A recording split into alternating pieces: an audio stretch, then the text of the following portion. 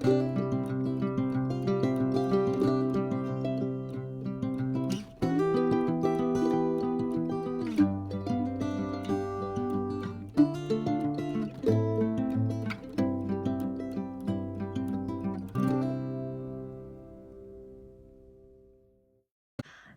morning everyone, welcome to today's weekly reading vlog.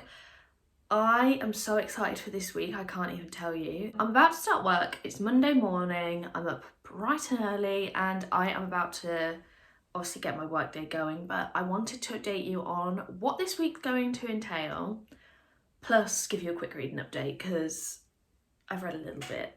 This week, I think, is going to be the most exciting week of my entire life, and I actually keep getting a bit emotional about it. I'm getting a puppy. I am getting my puppy on Friday, as I absolutely cannot wait. I'm fully prepared that it's going to be hard, but I'm so ready. I have been wanting this for such a long time and I'm just so excited. I feel like it's going to be weird. My life's not going to be as I know it for any longer from Friday. Like, I'm going to have a dog to look after and I have to be there for him 24/7. He is a rescue. He's coming in from Romania. So I went through this charity and they obviously adopt dogs from Romania and bring them over to the UK, and he's coming to my house on Friday and I cannot wait. I'm not sure on times yet. They said it could be day or night, so I could get a wake-up call in the middle of the night, but I can't wait. I'm so excited. So that's what this week's kind of preparing for, but it's also all I'm thinking about. So he's going to be called Sonny and he's a mixed breed, but we think he's got a little bit of Labrador in him. One of the, because I'm in a group chat with all of the other owners of the siblings. There are 6 siblings and I'm in a group chat with them, and one of them's already said they're going to get one of the DNA tests to see what mix they are. But anyway, yeah, I'm so excited. He's called Sonny and he's just beautiful and I cannot wait for him to be here. I'm so excited. But anyway, reading update. I started Station 11 last night. Sorry, the sun is coming right through. Station 11 by Emily St. John Mandel. I am on page 43 and I'm loving this. I think it's so good. I'm so intrigued, and it's definitely like a pandemic story. I have seen people say that this came out quite a long time before COVID, and I've seen people say that have read it since COVID. Now that they've experienced a pandemic, they don't feel that it represents a pandemic well. I don't know, some people say it does, some people say it doesn't, but in my opinion, like, this isn't about COVID, so it's about a completely different pandemic. Yes, there are things that we would do in any pandemic situation, but it's a fictional pandemic. I'm not going to compare it to what we went through during COVID, is what I'm trying to say. So I'm really enjoying it so far. We've kind of just got to the point where the pandemic started and then we went 20 years into the future, and I'm kind of just at that point now where we're kind of seeing the effects of what people are going through after all that time. So yeah, really enjoying that one. And then on my Kindle, I started, now what's it called? The Serpent and the Wings of Night. That sounds right, I think. Started that and I'm about 70 pages into that one, and that one's so fun. I'm really enjoying that. It's like a vampire story. It's kind of reminded me of like Twilight meets the Hunger Games at the moment, and I'm very much enjoying that. But I haven't got too far into that one. That one's a bit longer, so we're kind of at a competition stage, but nothing major has happened yet. So yeah, I'm fully enjoying that one. I need to sort this hair out. I'm not sure what's going on. But yeah, very much enjoying my books. Very excited for this week, and I've got to start work now. But I've made my hair worse. But I will keep you updated on the books and let you know how I'm getting on.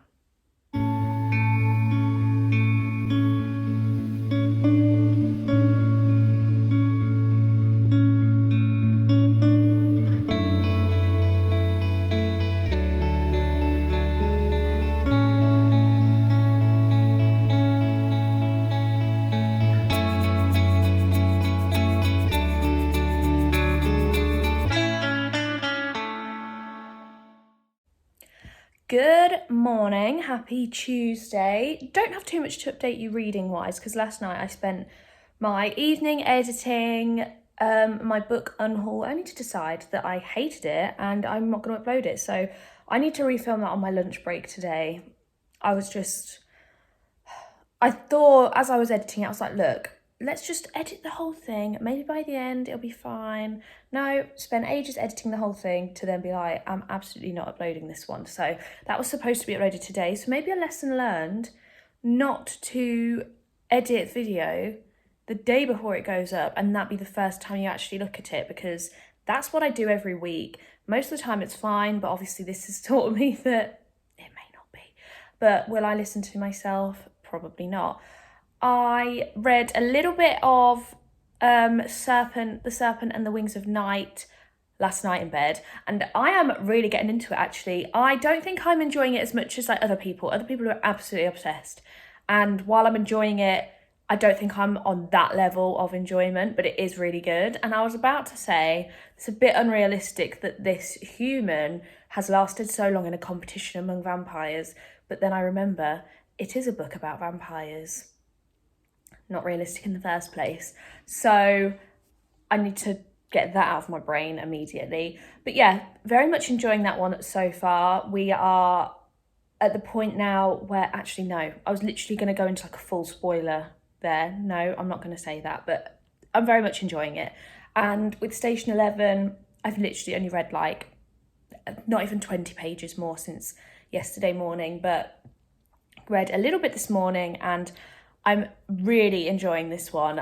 We've got to a point where the symphony, which is like 20 years later from the original pandemic, they have reached this town, and I think, is it St. Deborah by the Water? I think that's what it's called, if I remember rightly. They've reached there where they dropped off some friends, part of the symphony, 2 years ago, and they were obviously going to come back for them, but they've reached this town. It's completely different to how it was before. It's like basically isolated. There's barely anyone there. The people that are there, it seems a little bit culty, and something had obviously happened. I think there was like an epidemic and people have left, so their friends are no longer there. So I think part of this story is going to be them trying to find them, figure out where they've gone, but also try and figure out what's going on in this place. So yeah, very, very interesting. Again, I've got another work day today, and like I said, my lunch break, I cannot spend reading because I have to refilm a book, Unhaul. Fun. So I'm going to have to try and like rush through that. Hopefully it's good enough to then upload possibly tomorrow. So tonight should be another editing night. I just do this to myself, really. It's my own fault. But yeah, that's what we're going to do, and I'm hopefully going to get a bit more read, fingers crossed.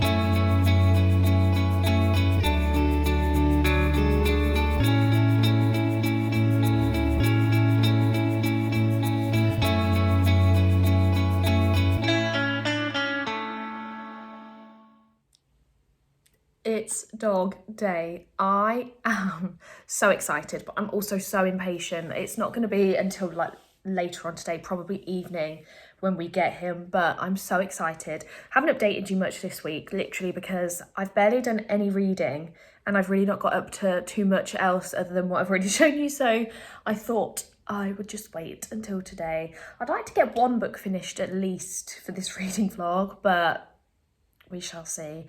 I've got a bit of tidying up to do. To be honest, I might actually spend the afternoon reading to pass some time because I'm just so impatient and I'm just desperate for him to be here, but I do have to wait, obviously, and be patient. But yeah, I am about 120 pages into Station 11. And I'm still really enjoying it. We've got chapters from, obviously, this symphony that are travelling around 20 years after the original events that we read from. And we're still obviously going back to Arthur, who's the guy that died at the theatre, which is in the synopsis, so I'm not spoiling that. We're going back and forth, and I'm not sure which I prefer, to be honest. I'm finding it easier and quicker to read the chapters about Arthur than the travelling symphony, but I am enjoying both. Arthur is he's a very complex character, not very likeable, to be honest, but that doesn't mean necessarily that I dislike reading about him. I find him very interesting as a character, but as I say, yeah, not very likeable, to be honest. I feel like this book is going to have quite a few morally grey characters within it, and I'm finding it really interesting how things from the past and the present are kind of linking. Like certain people are coming up who were in the previous, like, pre-pandemic situation. There's like links between both, and they're very subtly put in. Actually, it's like, oh, actually, yeah, that's from that person, and that's about that person, and I am finding it really quite interesting. And then with Serpent and the Wings of Night, I keep struggling with that title. I am also very much enjoying that, but that's like my Kindle bedtime book. I've made quite good progress. I am about 160 pages into that, which for me is pretty good considering I'm only reading that book at night, and I usually only manage about 5 pages before I'm falling asleep. But with this one, it's making me want to stay up a bit longer, and I find this one hard to talk about without spoiling it because I don't really know what would be classed as a spoiler and what wouldn't, but it is so good. I'm really, really enjoying it. And as I said before, it still stands that I don't think this is going to be like a 5-star. A lot of people have rated this book 5 stars. I don't think it's a 5-star for me, but I am having such a good time with it and I'm finding it so fun. But yeah, I am going to be getting the house even more dog prepped until I'm done. And then I will get some reading in, and hopefully I will give you some more updates and hopefully finish a book for this video, but we shall see. The next you'll hear from me is probably going to be with my doggy. I'm so excited.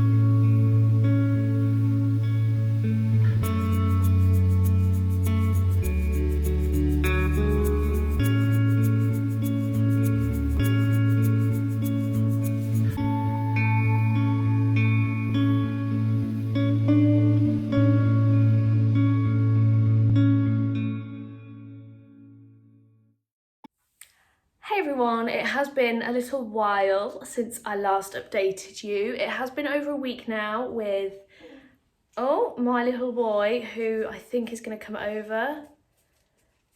He's going to give you a little bit of a sniff. Sorry if there's a bit of movement. There we go. Come here. No, don't bite. No. Come here. No, he's not saying hello to anyone. He's getting up on the chair. But anyway, you have seen plenty of clips of him as I have just been obsessed and wanted to film every little thing that he does. I absolutely adore him. But anyway, I'm here to quickly talk about Station 11 because I have finished it. I'm sorry I didn't update as I went.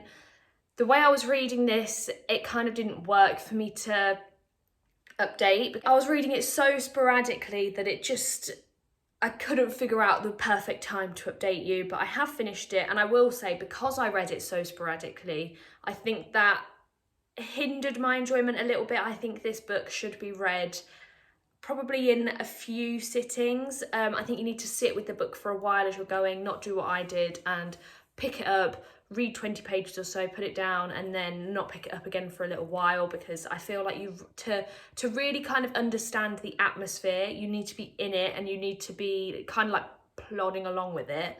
But I ended up rating this one 3.5 stars.